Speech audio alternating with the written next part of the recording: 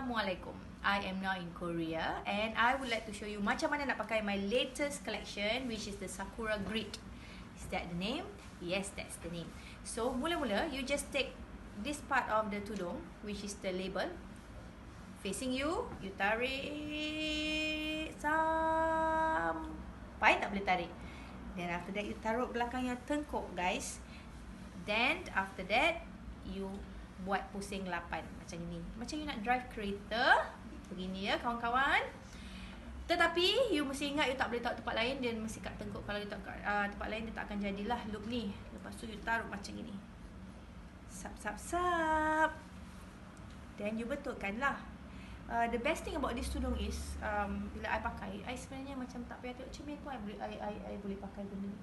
Don't forget to macam loosen up your inside so you tak tercekik. Ada orang cakap saya tercekik Diana, akak beli dalam tudung tercekik demi ketat sebab tak loosen this part. Then you fold kalau you nak macam kemas. Then you pin the one inside and the one outside together. Then you pin it like this. Okay.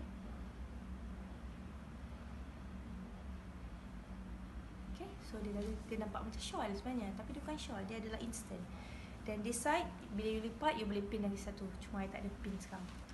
So that's all, and dah jadi, and it's insyaAllah Sharia compliance.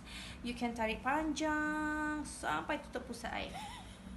Kalau tak, dia pendekkan macam ini.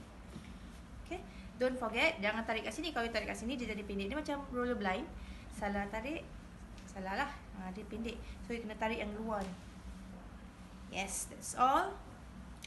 Dah siap.